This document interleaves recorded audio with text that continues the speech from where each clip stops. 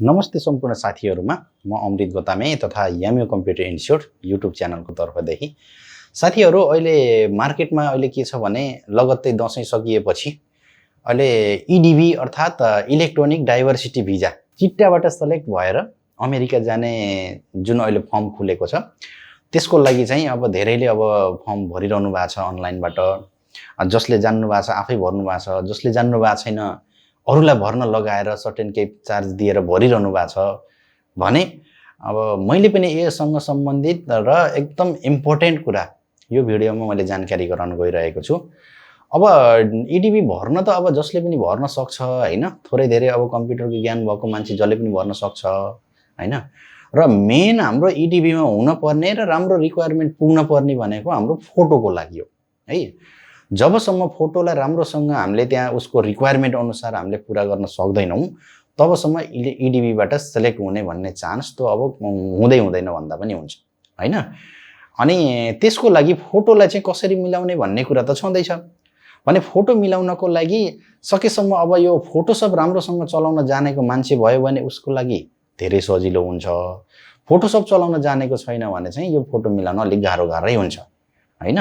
त्यसो हुँदा मैले यो भिडियोमा तपाईहरुलाई यो फोटोलाई चाहिँ कसरी सेट गर्ने त अब जब हामीले डिजिटल क्यामेराले फोटो खिच्छौं खिचिसकेको फोटोलाई EDV को लागि कसरी मिलाउने भन्ने कुरा चाहिँ आजको यो भिडियोमा एउटा स्टेप देखाउन गइरहेको छु। कृपया भिडियोलाई चाहिँ सुरुदेखि अन्तिमसम्म हेर्नु होला र तपाईहरुलाई त्यति यो भिडियो हेरेर पनि गर्न गाह्रो भयो भने डिजिटल फोटो अनि ठ्याक्क पोजिसन मिलेको फोटो पठाइदिनु भयो भने मैले तपाईहरुलाई फोटो बनाएर पनि हेल्प अवश्य नै गर्नेछु भन्दै कम्प्युटर स्क्रिन तर्फ लैजान चाहन्छु। साथीहरु यो EDV को लागि फोटो बनाउनको लागि तपाईहरुलाई पहिला मैले यसको इन्स्ट्रक्सन देखाउन चाहन्छु। इन्स्ट्रक्सनमा के भनेको छ भने हेर्नुस् है के हुनु पर्छ। यहाँ दुईटा छ। अब एउटा paper photo head size template भनेको छ अनि अर्को digital image head size template भनेको छ। र अब अहिले त अब लगभग डिजिटल इमेज नै हामी प्रयोग गर्छौं। त्यसो हुँदाखेरि या तलकोबाट हेरौं।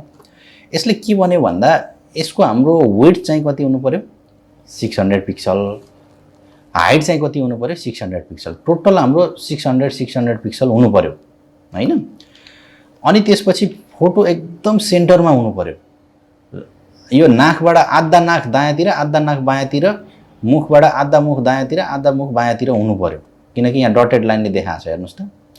र अलिकति ठाउँ छोडेर यो माथिको टाउकाको यो माथिल्लो भागदेखि लिएर यहाँ हाम्रो दारीको तल्लो भागसम्म मुखको तल्लोपट्टि भएको जुन दारी छ नि हाम्रो हो त्यो दारीको छेउसम्म चाहिँ कति हुनु पर्यो भन्दा 50 to 69% हैन। 50 to 69 भनेको के हो भन्दा टोटल हाम्रो कति छ 600 पिक्सल छ हैन। अनि 600 पिक्सलमा अब 50% भनेको त सीधा 300 पिक्सल हुनु पर्यो। यहाँदेखि यहाँसम्म अब मिनिमम 300 पिक्सल हुनु पर्यो, म्याक्सिमम चाहिँ अब हेर्नु त कति हुनु पर्यो ल हेर्नुस्। अब कम्तीमा पनि 300 पिक्सल हुनु पर्यो यहाँदेखि यहाँ तलसम्म र बढीमा चाहिँ हाम्रो कति हुनु पर्यो 414 पिक्सल हुनु पर्यो। भनी यता फेरि बायाँतिर यो आँखादेखि यहाँ तलसम्मको भाग यो फेरि कति हुनु पर्यो 56 to 69 336 पिक्सल देखि 414 सम्म हुनु पर्यो यहाँदेखि यहाँसम्मको हैन। यसरी चाहिँ हामीले फोटो बनाउनु पर्छ। अब हाम्रो यो क्याल्कुलेट भयो।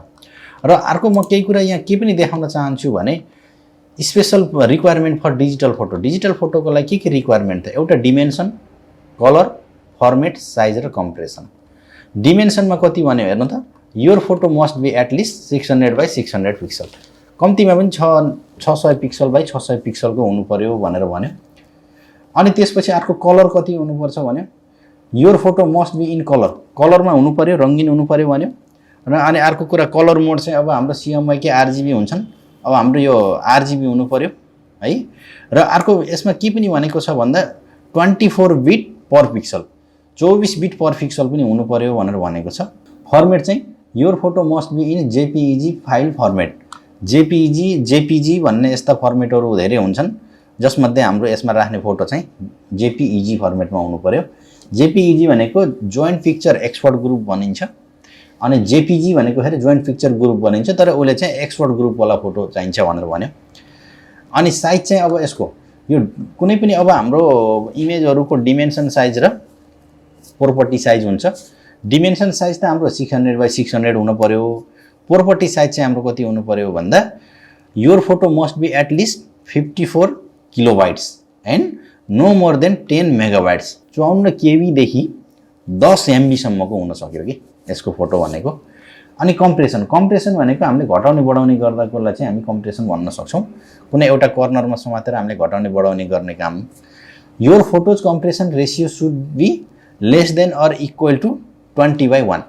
हाम्रो के भन्यो भन्दा कुनै पनि फोटोलाई हामीले घटाउने बढाउने गर्दा जुन फोटोसपमा कर्नरमा समातेर शिफ्ट सहित हामीले शिफ्ट दबाएर घटाउने बढाउने गर्छौँ नि, त्यो गर्दा कति हुनु पर्यो भन्दा 20:1 को रेसियोमा चाहिँ हुनु पर्यो भनेर यो भन्यो।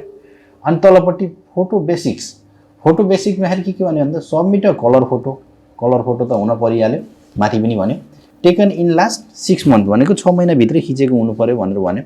Use a clear image of your फेसमा चाहिँ के हुनु पर्यो, क्लियर हुनु पर्यो भन्यो। Do not use filter commonly use on social मिडियाहरूमा राख्नको लागि जुन हामीले फिल्टरहरू प्रयोग गरे हुन्छौँ नि हैन, अब त्यस्ता फिल्टरहरू चाहिँ युज नगर्नु भनेको छ, त्यो नगर्नु होला। Have someone else take your photo, no selfies. कसैले खिच्दिएको हुनुपर्छ भन्यो, आफैले सेल्फी खिचेको फोटोबाट पनि हुँदैन भन्यो अहिले। Take off your eye glasses for your photo. यदि तपाईँले चस्मा लाउनु भएको छ भने त्यो चस्मा पनि देख्दिन भन्यो हैन। अनि use a plain white or off white background. हाम्रो कि त प्लेन व्हाइट भन्यो होइन भने अफ व्हाइट भन्यो। भन्न खोजेको पछाडिपट्टि अरू त्यो प्याटर्नहरू भएको अथवा फुल बुट्टाहरू भएको होइन, त्यस्तो नहुने भन्यो कि। हुन अब व्हाइट मात्रै नभएर अरू अफ व्हाइट पनि भन्यो, तर त्यसमा चाहिँ दाग धब्बाहरू त्यस्तै नभएको फोटो भनेर भनेको छ। अनि फोटो इक्जाम्पल चाहिँ यहाँ तलपट्टि पनि देखाएको छ, ग्लासहरू लगाएको हुँदैन भन्यो हैन। हो यस्तो हुनु पर्यो के हैन, ग्लास लगाएको हुन भएन। अनि त्यसपछि स्याडो एन्ड लाइटिङ, कहीँ स्याडो लाइटहरू नआएको हुनु पर्यो। यसमा हेर्नु त यो लाइटिङ छैन, यो भएन। यसमा यतापट्टि स्याडो टाइपको आएको छ, यो भएन हैन, क्लियर हुनु पर्यो। यी सबै देखाउन थाल्दाखेरि भिडियो अब निकै लामो हुन्छ। त्यसो हुँदाखेरि यिनी तपाईँहरूले पनि हेर्न सक्नुहुन्छ। अब म तपाईँलाई सिधै फोटोसपतिर लैजान्छु कसरी फोटो बनाउने भनेर। त्यसको लागि अब मैले यहाँ हाम्रो फोटोसप भन्ने सफ्टवेयर खोलेर राखेको छु। अनि यसमा चाहिँ हाम्रो डिमेन्सन कति भनेर भन्यो, 600 बाई 600 पिक्सल हैन।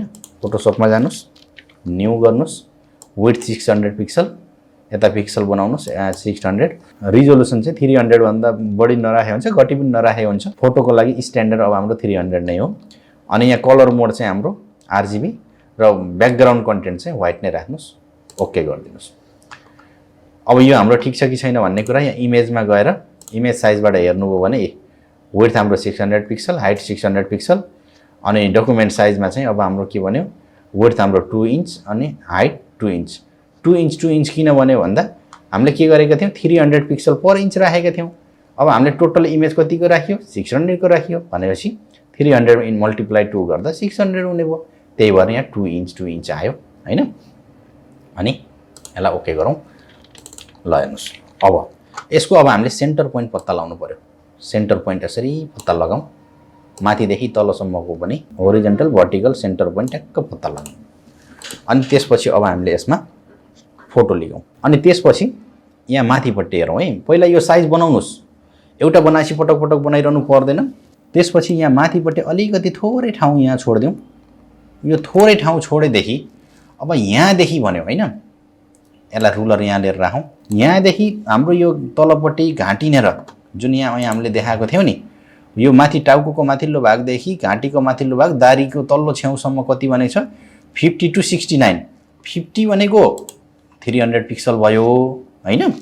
अनि त्यसपछि आएर 69 भनेको कति हुन्छ त, अनि हामीले हिसाब गरेका थियौँ नि, 69 भनेको 414 पिक्सल हो। यहाँनिर हामीले यसको ओरिजिन पोइन्ट राखेर अब यहाँ हाम्रो युनिट चाहिँ यो पिक्सलमै छ। ल हेर्नुहोस्, चेक गर्नु होला, राइट क्लिक गरेर पिक्सल छँदैछ। अब यसलाई जुम गर्नुहोस्।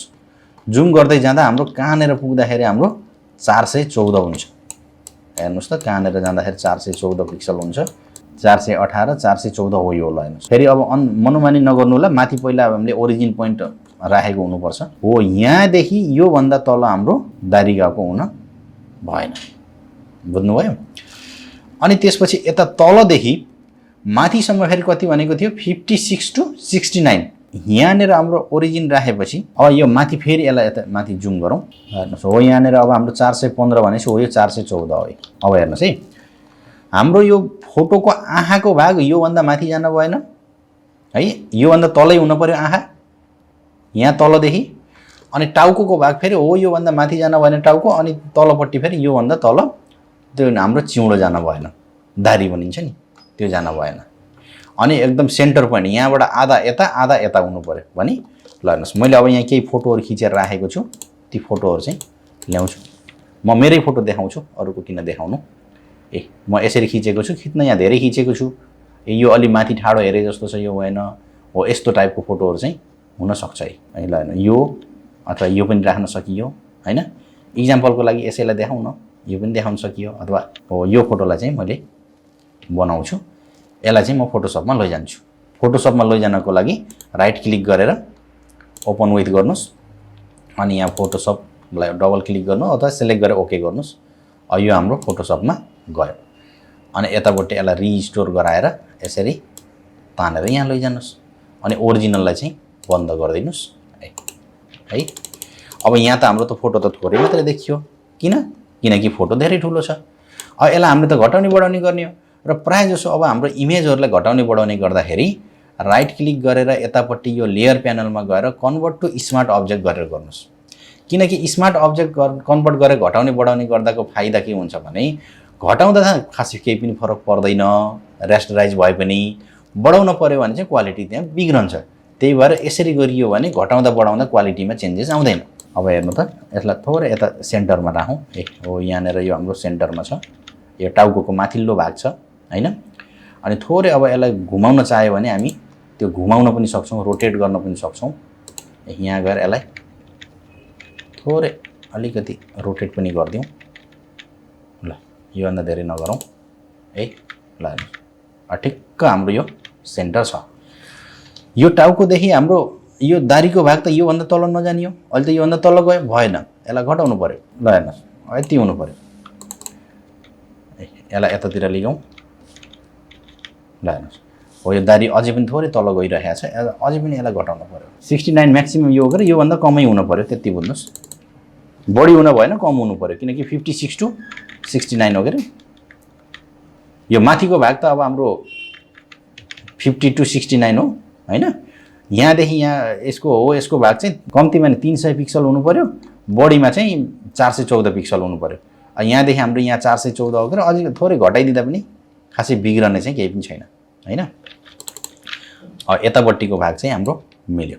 अनि त्यसपछि हाम्रो हो यहाँ तलको भागदेखि यो आँखासम्मको भाग चाहिँ हाम्रो कति हुनु पर्यो, 56 टु 69% भन्यो हैन।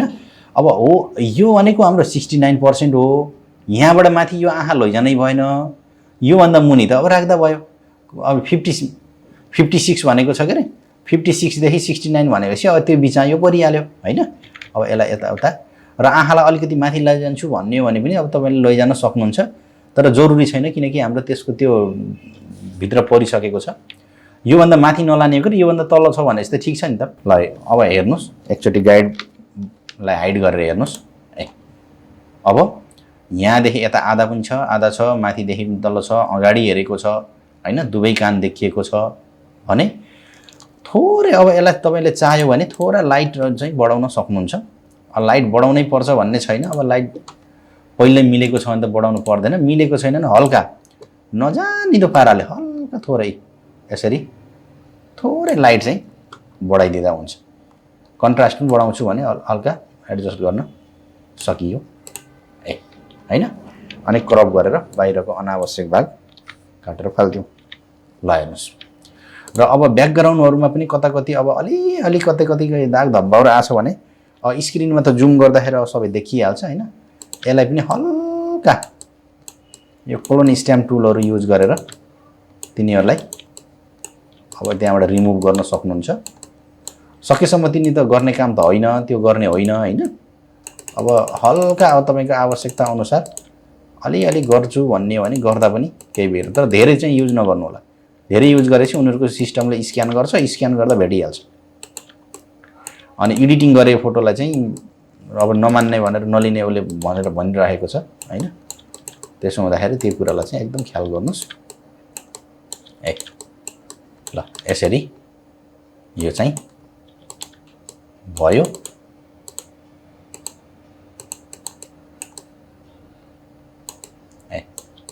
हल्का है, मैले त्यस्तो धेरै युज गरेको छैन। ल अब यो फोटोलाई चाहिँ अब हामीले के गर्नु पर्यो, सेभ गर्नु पर्यो। सेभ गर्दाखेरि यहाँ जेपीईजी मोड भनेर भनेको छ, त्यो एकदम ख्याल गर्नुहोस्। अनि माई डिबी फोटो नाम जे दिए पनि हुन्छ। ल हेर्नुहोस् सेभ गरिदिउँ। अनि यो साइज चाहिँ अब 245 भन्दा बढी नराख्नु होला। अहिले 180.1 किलोबाइट भनेको छ, यो ठिक छ। मिनिमम 54 भनेको छ के अरे, 54 टु 10 MB भनेको थियो, तर अब त्यो सिस्टमले चाहिँ 10 MB लिँदैन, किनकि मैले एकपटक गर्दाखेरि 245 भन्दा कम हुनुपर्छ भनेको थियो। त्यो चाहिँ एकदम फिट छ यो। ओके गरिदिउँ। ल हेर्नुहोस् मैले यो फोटोलाई रेडी गराएँ। अब यो फोटो डिबी भर्नको लागि एकदम ठिक छ। साथीहरू तपाईहरुलाई यो भिडियो कस्तो लाग्यो अवश्य पनि तपाईहरुले बुझ्नुभएकै होला हैन। यदि बुझ्नुभएको छैन भने पनि कमेन्ट गर्न नबिर्सिनु होला। र त्यति गर्दा पनि तपाईहरुलाई फोटो बनाउन गाह्रो भइरहेको छ भने फोटो चाहिँ मलाई इमेल गरिदिनु होला। त्यो चाहिँ मैले बनाएर तपाईहरुलाई पठाएर हेल्प अवश्य पनि गर्नेछु। र जाँदा जाँदै तपाईहरुलाई एउटा सानो जानकारी अथवा रिक्वेस्ट भनौं, यो मेरो यामी कम्प्युटर इन्स्टिट्युट भन्ने युट्युब च्यानललाई सब्स्क्राइब गर्नुभएको छैन अहिलेसम्म भने सब्स्क्राइब गर्नु होला। र त्यसैको कोखामा भएको बेल आइकनलाई क्लिक गरी अल भन्ने अप्सनलाई पनि क्लिक गरिदिनु होला, ताकि मैले नयाँ नयाँ कुनै न कुनै भिडियोहरु राख्दै गरिरहेकै हुन्छु।